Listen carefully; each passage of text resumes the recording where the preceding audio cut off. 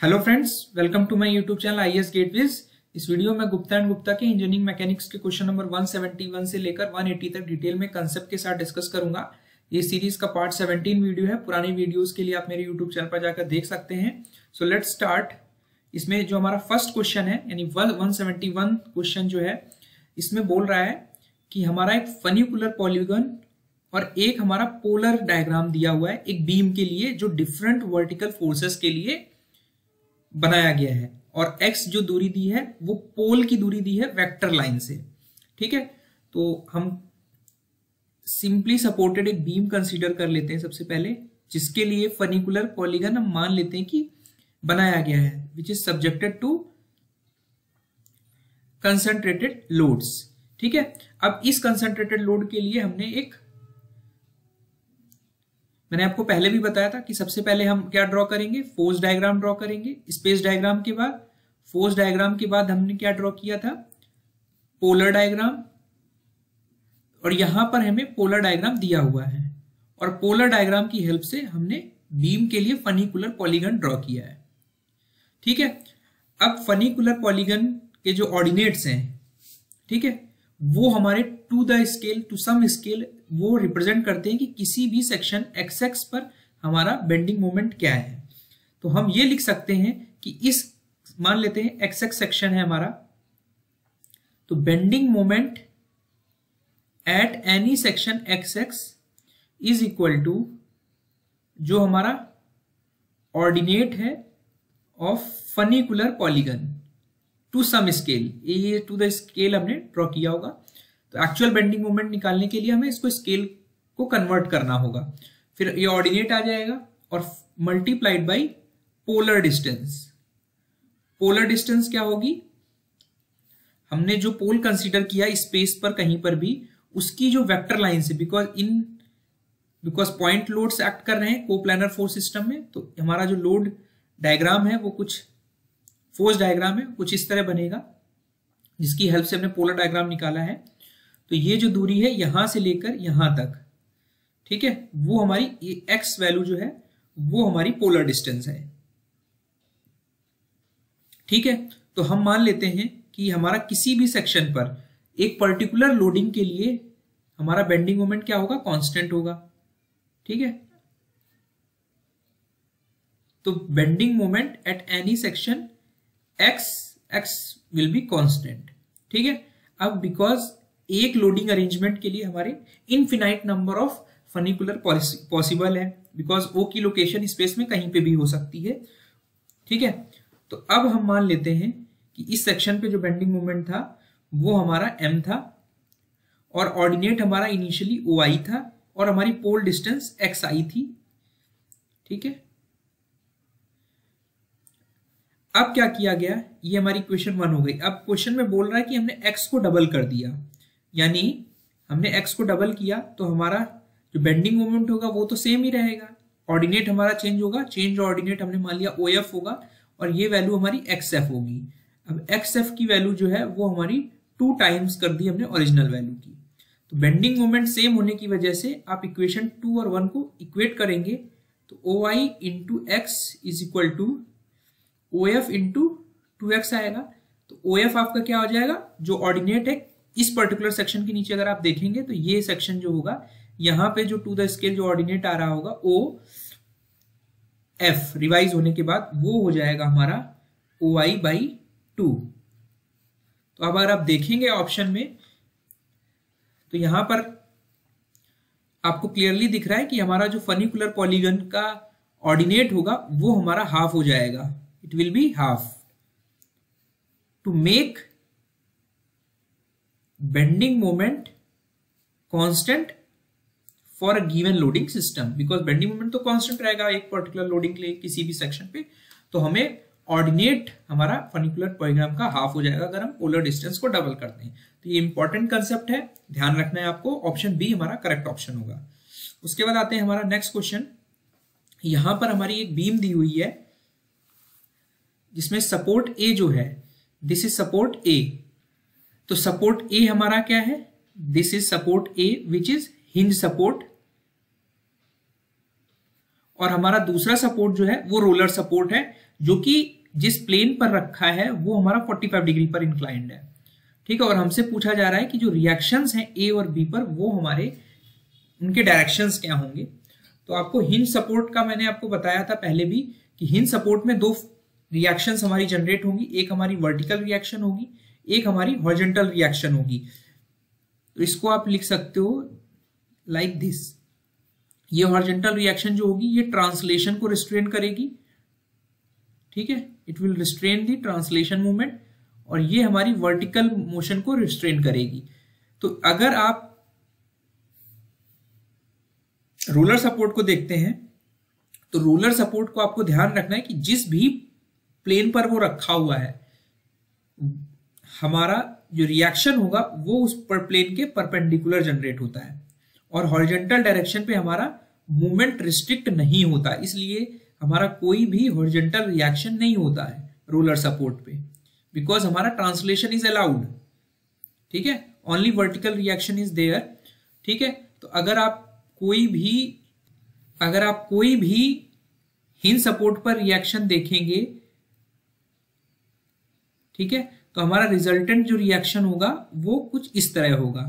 तो reaction at R A ये हो जाएगा, और इंक्लिनेशन जो हमारा थीटा होगा ये अगर हम मान ले वी ए और this is the horizontal reaction A, तो हमारा जो इंक्लिनेशन होगा हॉरिजॉन्टल के साथ that will be V A upon H A. तो आप लिख सकते हो थीटा जो होगा that will be of tan inverse H A upon V A, और जो हमारा रिएक्शन एट बी होगा वर्टिकली अपवर्ड्स वो हमारा perpendicular to the contact surface होगा, ठीक है। और कोई भी हॉरिजॉन्टल रिएक्शन नहीं होगी इस पे, बिकॉज हमारा ट्रांसलेशन मोशन जो है वो रिस्ट्रेंड नहीं है रोलर सपोर्ट के केस में। तो अगर आप देखोगे तो हमारा जो करेक्ट ऑप्शन जो होगा वो ऑप्शन सी होगा, ठीक है। ये रिजल्टेंट आर ए रिएक्शन हो गया, ये रिजल्टेंट हमारा बी पर रिएक्शन हो गया, भले ही ये हमारा स्लोप कितना भी हो, बट ये ध्यान रखना है कि reaction perpendicular to the contact surface generate होगा। यहां पर एक ट्रस दिया हुआ है, और उस ट्रस में जो हमारा फोर्स डायग्राम बनेगा वो दिया हुआ है। आप देख रहे हैं यहां पर ए दिख रहा है, बी दिख रहा है, सी दिख रहा है। ये हमारा बोज नोटेशन से स्पेसेस लिखी हुई हैं। एक तरीके से हम ये कह सकते हैं कि ये हमारा एक्चुअल में स्पेस डायग्राम बनाया हुआ है, बिकॉज यहां पर बोज नोटेशन की हेल्प से हमने जो फोर्सेस हैं मेंबर्स में, वो हमारे ये मेंबर्स जो ए जी एफ ई ये नोटेशंस जो है ये बोज नोटेशन की हेल्प से हमने फोर्सेस दिखाया गया। तो अगर हम इसको लिख सकते हैं कि जो हमारा सी डी स्पेस है वो हमें क्या रिप्रेजेंट कर रहा है, 50 किलो न्यूटन फोर्स। हमारा BC फोर्स क्या रिप्रेजेंट कर रहा है, ये भी 50 किलो न्यूटन फोर्स रिप्रेजेंट कर रहा है। These are external loads. हमारा जो AB है, AB हमारा 50 किलो न्यूटन फोर्स रिप्रेजेंट कर रहा है। तो आपको पता है कि हमारा जो फोर्स डायग्राम है उसमें जो हमारे फोर्स के डायरेक्शंस हैं वो हमारे पैरेलल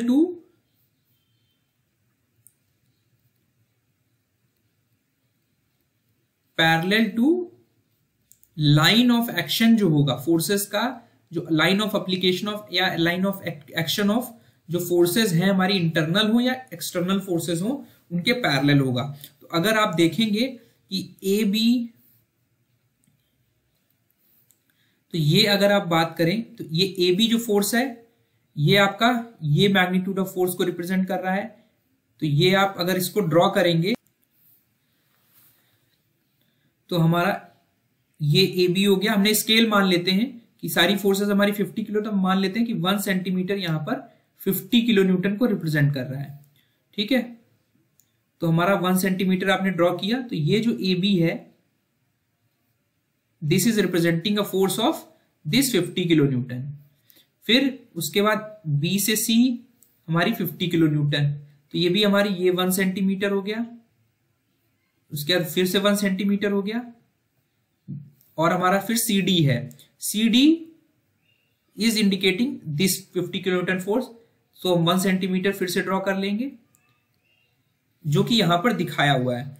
और यहां पर दिखा रहा है कि हमारा जो GA फोर्स है, दिस इज GA फोर्स या IA फोर्स।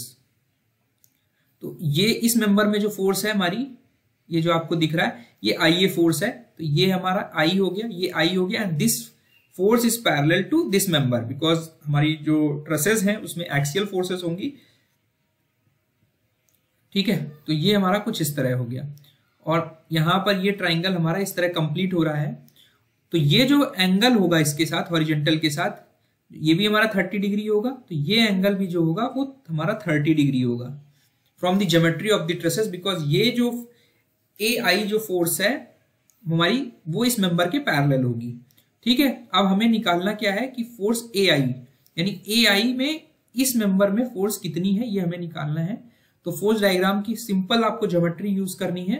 एंगल आपको पता है, we will use sin 30 is equal to perpendicular upon base 1 centimetre plus 1 centimetre पर 1 सेंटीमीटर डिवाइडेड बाई हाइपोटेन्यूज आपको निकालना था, यानी AI निकालना था, तो आपका AI हो गया 6 centimetre from geometry of this force diagram.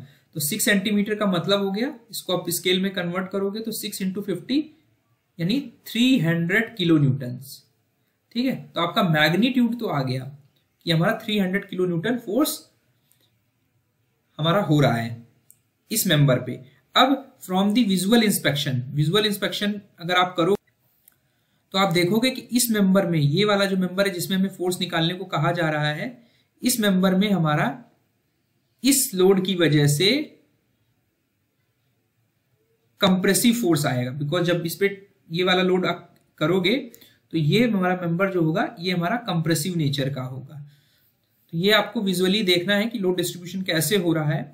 और यहां पर जो आपका GHI दिखा रहा है एक ही पॉइंट पे, इससे ये पता चल रहा है कि HI में हमारा फोर्स जो है वो 0 होगा, हमारा HG में भी फोर्स हमारा 0 होगा, बिकॉज यहाँ पे ये GHI तीनों पॉइंट कंसाइड कर रहे हैं। तो GHI यानी HI और HG मेंबर्स में हमारा 0 फोर्स मेंबर होगा, ये हम फोर्स डायग्राम देख के कंक्लूड कर सकते हैं। तो इस तरह आप बाय ज्योमेट्री इन सभी मेंबर में फोर्सेस निकाल सकते हो। ठीक है, तो हमारा जो करेक्ट आंसर होगा वो हमारा ऑप्शन C होगा, 300 किलो न्यूटन कंप्रेशन में।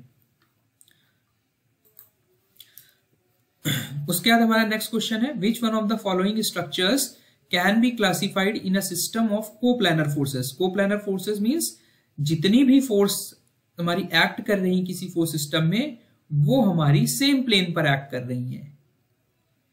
ठीक है, तो हमारा ग्रिड जो होगा, यहां पर मैंने ग्रिड नेटवर्क दिखाया हुआ है, इसमें जितनी भी आपकी फोर्सेस दिख रही हैं ये हमारी एक ही प्लेन में एक्ट कर रही हैं। वो हमारी कॉन्करेंट फोर्स सिस्टम भी हो सकती है जो कि लाइन ऑफ एक्शन का एक पॉइंट पे इंटरसेक्ट कर रहा हो, और ये नॉन कॉन्करेंट फोर्स सिस्टम भी हो सकती हैं।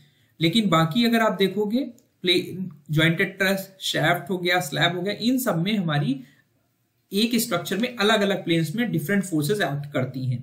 तो कोप्लानर फोर्स सिस्टम में सिर्फ हमारा जो ग्रिड में फोर्स सिस्टम एग्जिस्ट कर रहा है वही हमारा कोप्लानर फोर्स सिस्टम को रिप्रेजेंट करता है। ट्रस में अगर आप एक्चुअली देखोगे तो हम एनालिसिस जो करते हैं वो 2 डायमेंशनल फ्रेम में एनालिसिस करते हैं, बट एक्चुअल में हमारा जो ट्रस होगा वो 3 डायमेंशनल बॉडी है। और अगर हम इसमें स्ट्रक्चर में देखेंगे तो हमारी जो फोर्सेस है वो अलग अलग प्लेन्स में जनरेट हो रही हैं एट द सेम टाइम। ठीक है, तो यहां पर मोस्ट अप्रोप्रिएट आंसर जो होगा वो हमारा ऑप्शन ए होगा। उसके बाद आते हैं हमारा नेक्स्ट क्वेश्चन पर।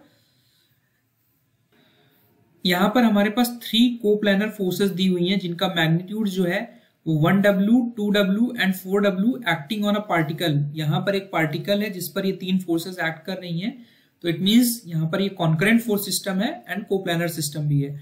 और इसका ये स्पेस डायग्राम दिया हुआ है। तो स्पेस डायग्राम में आपकी एक चीज मिसिंग है यहाँ पर, कि यहाँ पर आपके नोटेशंस मिसिंग है कि आपने लाइन ऑफ फोर्सेस के बीच में जो स्पेस बन रही है उनको क्या नाम दिया। तो एक्चुअल में जो एक ओरिजिनल क्वेश्चन होगा ये कुछ इस तरह होगा, हमारी फोर्सेस इन दोनों लाइन ऑफ एक्शन के बीच की फोर्स में ये स्पेस A होगा, ये स्पेस B होगा, ये स्पेस C होगा।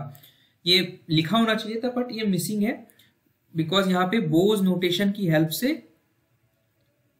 ये स्पेस डायग्राम हमने ड्रॉ किया हुआ है। और स्पेस डायग्राम से जब हम फोर्स डायग्राम ड्रॉ करेंगे तो हमें डायरेक्शन ऑफ फोर्सेस भी पता होनी चाहिए मैग्नीट्यूड के साथ साथ, वो भी हमें पता है कि all the forces are acting towards the particle. ठीक है, तो we will start in the clockwise और एंटी क्लॉकवाइज डायरेक्शन। हम स्टार्ट कर लेते हैं ए प्लेन से, ए स्पेस से, तो इस डायरेक्शन में चलेंगे। ध्यान रखना है कि जब भी आप वेक्टर डायग्राम या फोर्स डायग्राम बनाते हैं तो डायरेक्शन इज वेरी इंपॉर्टेंट जब भी आप वेक्टर से रिप्रेजेंट करते हैं। तो हमारा जो ए बी है ये हमारा 2W फोर्स को रिप्रेजेंट कर रहा है। बी सी जो है हमारा बी सी स्पेस है वो हमारा 1W फोर्स को इंडिकेट कर रहा है, और जो हमारा सी ए फोर्स है वो हमारा 4W मैग्नीट्यूड को रिप्रेजेंट कर रहा है। ठीक है, तो we can draw to some scale. 1W को हम 1 सेंटीमीटर ले सकते हैं। ठीक है, तो सबसे पहले हम ए बी, हमारा ए बी से स्टार्ट कर रहे हैं एंड इसका डायरेक्शन इस डायरेक्शन में जा रही है हमारी फोर्स। तो we will start from here and 2W है तो we will go up to 2 centimetre. ठीक है, ये हमारा 2 सेंटीमीटर है, इसका डायरेक्शन हमारा कुछ इस तरह है, और इसको हम रिप्रेजेंट कर सकते हैं ए बी। ठीक है, बी के बाद हमारा नेक्स्ट फोर्स है बी सी। बी सी हमारा लाइन ऑफ एक्शन आप देखोगे तो ये डाउनवर्ड डायरेक्शन में जा रहा है ये फोर्स। 1W यानी इसका आधा लेंथ का, ये अगर हमने 1W 1 सेंटीमीटर होगा तो इसकी आधी लेंथ पे जाएंगे हम। ठीक है, तो ये हमारा एक्चुअल में 1 सेंटीमीटर होगा, which will represent 1W and this will represent 2W। उसके बाद हम देखेंगे हमारा नेक्स्ट फोर्स क्या है, CA। BC के बाद CA which is like this, ये हमारा 60 डिग्री हो जाएगा। ठीक है, तो ये जो हमारा डायरेक्शन होगा नेक्स्ट फोर्स का, ये हमारा इस फोर्स के 4W फोर्स के पैरेलल होगा। ध्यान रखना है कि ये जो डायरेक्शंस हैं इन फोर्सेस के पैरेलल होने चाहिए वेक्टर डायग्राम में। ठीक है, तो BC हो गया था। अब CA आपको ड्रॉ करना है एंड 4W मैग्नीट्यूड का है, तो आपको इसके पैरेलल जैसे ही ड्रॉ करोगे तो ये कुछ इस तरह आएगा। ये आपका क्लोज नहीं होगा, it will go like this. ठीक है, which will be 4 centimetre around. ठीक है, तो ये हमारा क्लोज ना होने की वजह से ये हमारा कोई पॉइंट और हो जाएगा। मान लेते हैं ये पॉइंट हमारा, कुछ भी पॉइंट आप अज्यूम कर सकते हो, it may be assumed as D। ठीक है, तो ये ध्यान रखना है कि जब भी आपको डायरेक्शंस और मैग्नीट्यूड का यूज करके जब ड्रॉ करना है तो ये फोर्स हमारी इस फोर्स के पैरेलल होनी चाहिए। ठीक है, अब अगर इसको इस एंड पॉइंट से, स्टार्टिंग पॉइंट से क्लोज करते हो तो ये हमारा कहलाएगा इक्विलिब्रियंट। बट हमें क्वेश्चन में दिखाना है कि हमारा रिजल्टेंट किस डायरेक्शन में होगा, तो रिजल्टेंट हमारा इक्विलिब्रियंट के अपोजिट डायरेक्शन में होगा। This will be resultant. ठीक है, वो टू द स्केल आप ड्रॉ करोगे एग्जैक्टली तो ये आपका जो भी एंगल आएगा, हो सकता है 90 डिग्री भी आ जाए, तो उसकी हेल्प से आप निकाल सकते हो, तो ये रिजल्टेंट हो जाएगा। तो अगर आप देखोगे कि हमारा सारी डायरेक्शन का मैच करते हुए, तो हमारा जो करेक्ट आंसर होगा वो A B B C, C से D में गए, D से R ऊपर की तरफ होगा। तो बिल्कुल सही है, ऑप्शन हमारा B जो है वो करेक्ट ऑप्शन होगा, which will represent the correct vector diagram for this force system and this R is the resultant of this force system. तो इससे पता चल रहा है कि हमारा बिकॉज फोर्स पॉलीगन यानी फोर्स वेक्टर डायग्राम जो क्लोज नहीं हो रहा था, इट डज नॉट क्लोजेस, तो ये हम कंक्लूड कर सकते हैं कि हमारा जो सिस्टम दिया हुआ है वो इक्विलिब्रियम में नहीं है। ठीक है, ये कंक्लूड कर सकते हैं, तो हमारा ऑप्शन बी सही हो जाएगा। उसके बाद आते हैं, यहां पर एक सर्कुलर प्लेट दी हुई है, सर्कुलर प्लेट दी हुई है जिसका डायमीटर जो है वो D है, यानी यहां से लेके जो दूरी है ये हमारा कैपिटल D है, और इसका सेंटर जो है वो C है। ठीक है, और एक दूसरी एक सर्कुलर प्लेट जिसका डायमीटर जो है वो AC है, इस डायमीटर से AC डायमीटर का एक सर्कल इससे निकाल लिया गया है। ठीक है, तो हम मान लेते हैं कि अब हमारे पास ये निकाल लिया गया, तो जो हमारा निकाल लिया गया हम उसको शेड कर लेते हैं कि इस सर्कल से हमने ये सर्कल रिमूव कर दिया है और क्या किया, इस सर्कल को उठा के इस सर्कल के ऊपर रख दिया। ठीक है, थिकनेस हमने माना कि यूनिफॉर्म है। ठीक है, और shift of the centroid due to this operation will be, अब हमें बताना है कि पहले जो सर्कल था उसका सेंट्रॉइड आपको पता है कि ओरिजिनल सेंट्रॉइड हमारा ये था। ठीक है, अब इस प्लेट को हटाकर हमने एसी डायमीटर की, तो एसी डायमीटर की प्लेट कितनी हो जाएगी, इट विल बी d/2 और इसको उठा के हमने इसमें फिट कर दिया बचे हुए d/2 में। ठीक है, और इसकी वजह से हम हमारा इस C की रिस्पेक्ट में हमारा सेंट्रॉइड कितना शिफ्ट होगा वो हमें डिटरमाइन करना है। तो यहां सिमेट्रिसिटी की वजह से हमारा जो शिफ्ट होगा वो x डायरेक्शन में शिफ्ट होगा। ठीक है, बिकॉज जो हमने कट किया है वो सिमेट्रिक कट किया है अबाउट द डायमेट्रिकल एक्सिस। तो सबसे पहले आपको क्या करना होगा, हम इसके कोऑर्डिनेट्स मान लेते हैं कि ये हमारा जो सेंट्रॉइड था वो 0,0 था। अब जो हमने पोर्शन निकाला है उसका सेंट्रॉइड ये मान लेते हैं, बिकॉज इस सेंटर के रेस्पेक्ट में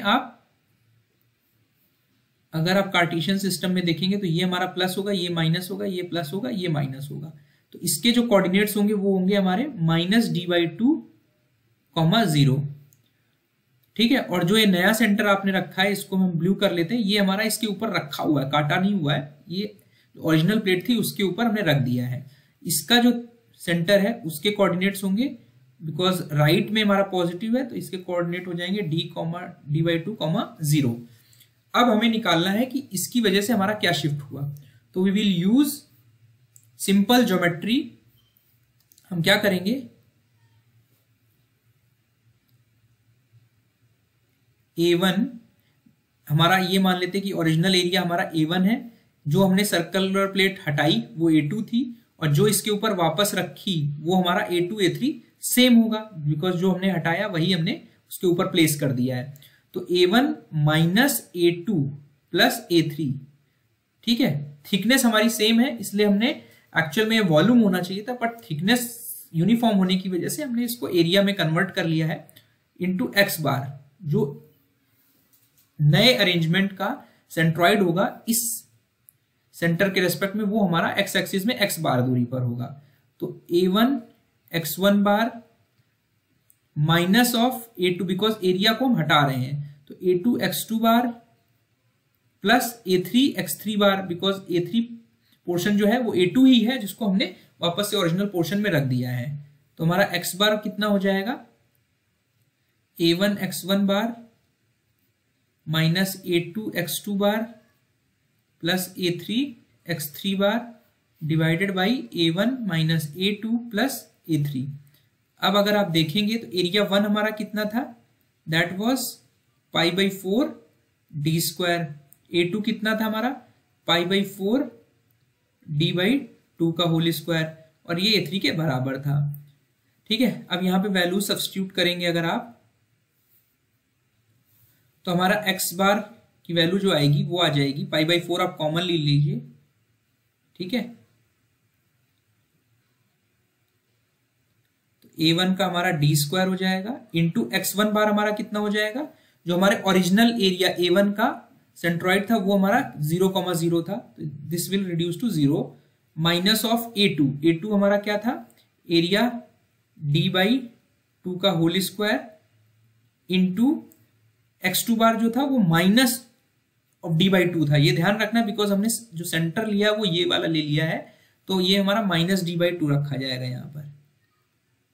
d/4 this will be d/4 not d/2, ये दोनों हमारे d/2 के आधी दूरी पर होंगे ना, तो ये हमारा d/4 हो जाएगा, d/2 का भी हाफ हो जाएगा तो d/4 हो जाएगा, और प्लस A3 भी हमारा d/2 का होल स्क्वायर होगा और इसका सेंट्रॉइड हमारा प्लस d/4 होगा, divided by π/4 d² minus d/2 का होल स्क्वायर प्लस A3 भी हमारा d/2 का होल स्क्वायर। ठीक है,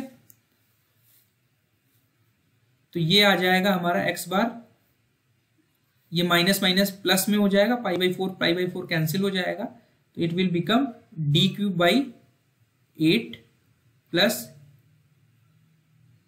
into 2 D cube by 4 into 4 16, ये हमारा कैंसिल आउट हो जाएगा, तो ये डी स्क्वायर हो जाएगा। तो एक्स बार जो हमारा नई एरिया बनेगी वो हमारा हो जाएगा डी बाई 8, ठीक है।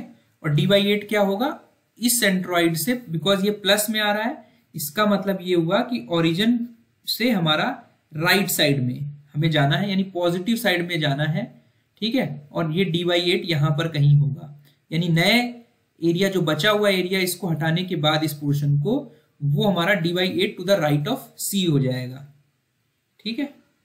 It can be said at D by 8 right of C. तो यहां पर करेक्ट ऑप्शन जो होगा वो ऑप्शन बी होगा। यहां पर हमारा क्वेश्चन पूछा गया है, the proportion of second moment of area about the centroidal axis to the second moment of area about the base of the rectangle will be. यहां पर मैंने एक रेक्टेंगल हुआ है जिसकी हाइट h है और कैप स्मॉल b हमारी इसकी विड्थ है, और ये हमारा सेंट्रॉइडल एक्सिस है। सबसे पहले देख लेते हैं कि हमारा सेकेंड मोमेंट ऑफ एरिया जो होता है, इसको हम एरिया मोमेंट ऑफ इनर्शिया भी कहते हैं। ये एक ज्योमेट्रिकल प्रॉपर्टी होती है एरिया की, जो कि ये रिफ्लेक्ट करती है कि जो हमारे पॉइंट्स हैं वो हमारे एक आर्बिट्रेरी एक्सिस के रिस्पेक्ट में कैसे डिस्ट्रीब्यूटेड है, ठीक है। और it should not be confused with mass moment of inertia. ध्यान रखना है, ये हमारा जो सेकेंड मोमेंट ऑफ एरिया है वो हमारा एरिया मोमेंट ऑफ इनर्शिया होता है, जिसको जो मास मोमेंट ऑफ इनर्शिया से उसके साथ कंफ्यूज नहीं होना है, ठीक है। तो ये एक इंपॉर्टेंट चीज है, इसको थोड़ा सा देख लेते हैं। ये हमारा फॉर्मूलाज दिए हुए हैं, डबल इंटीग्रेशन से हम कैसे एक एलिमेंट लेके सेंट्रॉइडल एक्सिस या किसी भी एक्सिस के अबाउट मोमेंट ऑफ इनर्शिया निकाल सकते हैं। तो क्वेश्चन में पूछा गया है कि हमारा जो सेकेंड मोमेंट ऑफ इनर्शिया है अबाउट द सेंट्रॉइडल एक्सिस, तो ये हमारा सेंट्रॉइडल एक्सिस है। तो हमारा जो आई एक्स आता है that is B H cube by 12, और हमारा जो सेकेंड मोमेंट ऑफ इनर्शिया है अबाउट द बेस। अब अगर आपके पास ये सेंट्रॉइडल एक्सिस का है, इसकी आपको पता है कि ये दूरी जो है ये हमारी h बाई 2 होगी, तो हमारा जो बेस के अबाउट जो सेकेंड मोमेंट ऑफ एरिया है या मोमेंट ऑफ इनर्शिया भी कह सकते हैं आप इसे, वो हमारा I X X plus area into H bar का whole square. This is parallel axis theorem, ठीक है, पैरेलल एक्सिस की थ्योरम। और एच बार जो दूरी है वो हमारा किस एक्सिस के अबाउट हमें निकालना है, उसकी सेंट्रॉइडल एक्सिस से दूरी हम ले लेते हैं। तो ये आप सॉल्व करोगे तो B H cube by 12 plus area हमारा बी इंटू एच, जो एरिया ऑफ क्रॉस सेक्शन है उस ज्योमेट्रिकल बॉडी का, एच बार हमारा एच बाई 2 का होल स्क्वायर है। इसको सॉल्व करोगे तो will get B H cube by 3, और इन दोनों का रेशियो हमसे पूछा जा रहा है क्वेश्चन में। तो अगर आप इनका रेशियो देखोगे तो B H cube by 12 divided by B H cube by 3, इसको सॉल्व करोगे तो you will get 1/4 as the correct answer. तो ये आपको चीज ध्यान रखनी है, हमारा करेक्ट ऑप्शन जो होगा ऑप्शन ए होगा, ठीक है। यहां पर एक मैंने सर्कुलर बॉडी भी लिया हुआ है जिसमें एक्स और वाई का तो आपको पता ही है। अगर जेड के अबाउट आपसे पूछा जाएगा तो जो इसके परपेंडिकुलर एक्सिस है इस प्लेन के, वो हमारा जो मोमेंट ऑफ इनर्शिया होगा, एरिया मोमेंट ऑफ इनर्शिया, वो हमारा कहलाता है पोलर मोमेंट ऑफ इनर्शिया, जो हमारा एक्स और वाई एक्सिस के परपेंडिकुलर प्लेन के अबाउट हमारा एरिया मोमेंट ऑफ इनर्शिया होगा, ठीक है।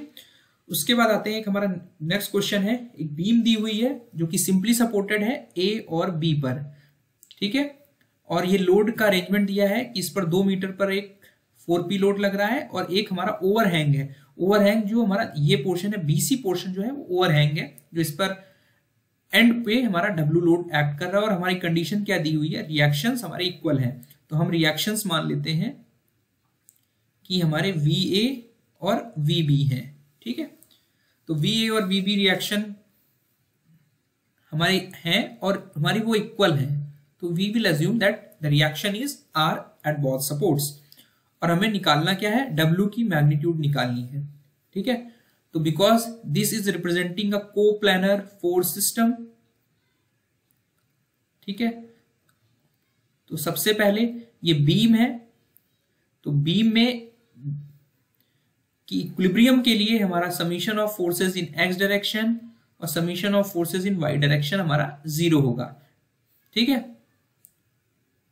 तो सिग्मा एफ वाई अगर आप 0 करोगे तो हमारे V A plus V B जो होगा वो हमारा 4p प्लस डब्ल्यू के बराबर होगा, यानी 2r जो होगा वो हमारा 4p प्लस डब्ल्यू के बराबर होगा। इसको आप मान लेते हैं इक्वेशन 1। ठीक है, दूसरी इक्वेशन हमारी ये होगी कि सिंपली सपोर्टेड बीम है तो हमारा summation of bending moment at A 0 होगा और summation of bending moment at B 0 नहीं होगा। ये ध्यान रखने वाली बात है, बी पे हमारी जो बेंडिंग मोमेंट है वो 0 नहीं होगा, बिकॉज यहां पर ये ओवरहैंग की वजह से इस पर हमारा एक बेंडिंग मोमेंट एक्ट करने लगेगा। ठीक है, तो हमारे पास ये कंडीशन बची। तो हम ए के अबाउट बेंडिंग मोमेंट अगर लेते हैं तो हमारा इक्वेशन जो बनेगा that is V B into 6 4 plus 2, बाकी सारी फोर्सेज हमारे उल्टे डायरेक्शन में एक्ट कर रही है तो 4p into 2 plus W into 8। ठीक है, अगर आप 4 प्लस 2 करेंगे तो यू विल गेट 8, तो हमारा इक्वेशन बन जाएगी 6r equal to 8p plus 8w। ठीक है, तो इसको अगर आप लिख सकते हो 2 से मल्टीप्लाई कर दोगे equal to 8p plus w, 2w actually. तो ये इक्वेशन आप 1 मान लो और ये इक्वेशन हमारी 2 हो गई। अब इक्वेशन 2 और 1 को सब्ट्रैक्ट कर देते हैं, इक्वेशन 2 माइनस इक्वेशन 1, तो हमारी इक्वेशन बन जाएगी 6w is equal to 2r। तो यू विल गेट कि हमारा जो रिएक्शन है दोनों सपोर्ट पे दोनों के इक्वल होने के लिए 3w होगा। ठीक है, इसको वापस से सब्स्टिट्यूट करेंगे इक्वेशन 1 में, बिकॉज हमें निकालना है p के रेस्पेक्ट में। तो 4r हो जाएगा 4 into 3w is equal to 8p plus 2w। तो यहां से आप सॉल्व करोगे तो you will get w is equal to 4p/5। तो हमारा करेक्ट आंसर जो होगा वो हमारा ऑप्शन डी होगा। तो ये ध्यान रखना है, ये जस्ट बेसिक कंसेप्ट्स हैं आपको। उसके बाद हमारा नेक्स्ट क्वेश्चन है कि जो हमारा मैग्नीट्यूड होगा एक्सेलरेशन का वो क्या होगा। तो बेसिकली हम यहां पर लीनियर एक्सेलरेशन की बात कर रहे हैं। ठीक है, कि कोई अगर बॉडी है वो हमारी v1 वेलोसिटी से चल रही है और t इंटरवल के बाद यानी डेल्टा t इंटरवल के बाद वो वेलोसिटी v2 हो जाती है, तो हमारा जो लीनियर एक्सेलरेशन होगा that will B delta v upon delta t। तो अगर आप इसे देखोगे, इसको अगर डायग्राम के फॉर्म में यहाँ पर मैंने एक वेलोसिटी टाइम डायग्राम बनाया हुआ है, तो कोई भी अगर डायग्राम तो ये हमारा ऑर्डिनेट जो है, ये एक्सिस जो है वाई एक्सिस, ये हमारा वेलोसिटी को रिप्रेजेंट कर रहा है और जो एक्स एक्सिस वाला है ये हमारा टाइम को रिप्रेजेंट कर रहा है। तो delta v by delta t जो है ये हमारा एक्सेलरेशन को रिप्रेजेंट कर रहा है। ठीक है, यहाँ पर अगर कोई पॉइंट ले लेते हैं तो इस पॉइंट के करस्पॉन्ड हमारा v1 होगा, इस पॉइंट के करस्पॉन्ड v2 होगा और ये टाइम हमारा t1 होगा और ये टाइम t2 होगा। तो एक्सेलरेशन हो जाएगा हमारा delta v by delta t। ठीक है, तो ये एक इंपॉर्टेंट एस्पेक्ट हो गया और यहां से यहां तक हमारा जो बॉडी है यहाँ पर एक्सेलरेशन 0 हो जा रहा है, बिकॉज चेंज इन वेलोसिटी यहाँ पर हमारी 0 है। ठीक है, तो यहाँ पर करेक्ट आंसर जो हो जाएगा that will B slope of velocity time graph, और जो हमारा slope of distance time graph है इससे हमें वेलोसिटी मिलती है, बिकॉज वेलोसिटी अगर आप देखेंगे तो delta S by delta T होगी। ठीक है, जो कि मैंने फर्दर यहां पर दिखाई हुई है। उसके बाद आते हैं नेक्स्ट क्वेश्चन पे। यहां पर एक पार्टिकल दिया है और उसका मास जो है वो 3 kg है। ठीक है, हम कंसीडर कर लेते हैं कि ये एक बॉडी है, ये हमारी 3 kg की है और that is moving in a straight line, straight line से मूव कर रही है।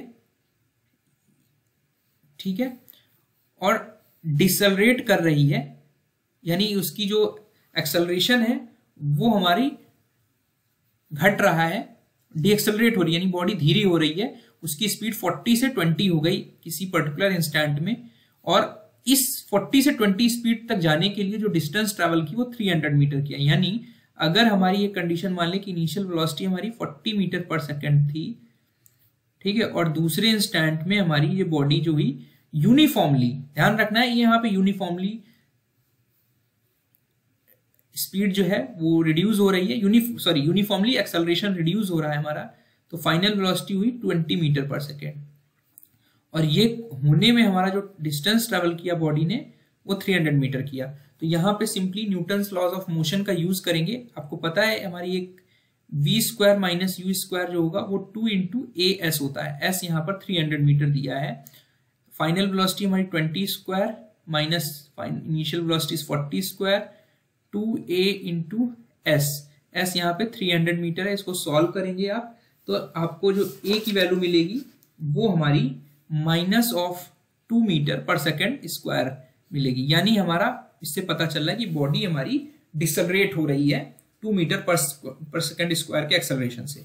अब ये बोल रहा है कि if it comes to rest, अब इस पोजीशन से, ये हमारा केस 1 हो गया मान लेते हैं। अब केस 2 में क्या हुआ कि हमारी बॉडी जो थी वो हमारी रेस्ट पे आ गई फाइनली, ठीक है। तो यहां पर फाइनल वेलोसिटी रेस्ट 0 हो गई और इसकी इनिशियली सेकंड केस के लिए हमारी 20 मीटर पर सेकंड हो गई, ठीक है। यहां पर ये 0 पे आ गई। तो इसके लिए हमारी कितनी डिस्टेंस ट्रेवल करनी पड़ेगी ये हमें बताना है, इसको हम SI मान लेते हैं। तो एक्सेलरेशन हमारा सेम रहेगा बिकॉज यूनिफॉर्मली डिसलरेट कर रही थी बॉडी। वापस से हम यही इक्वेशन यूज करेंगे, ठीक है। तो यहां पर a की वैल्यू ये सब्स्टिट्यूट करेंगे, v की वैल्यू 0 हो जाएगी, इनिशियल वेलोसिटी इस केस में 20 स्क्वायर होगी।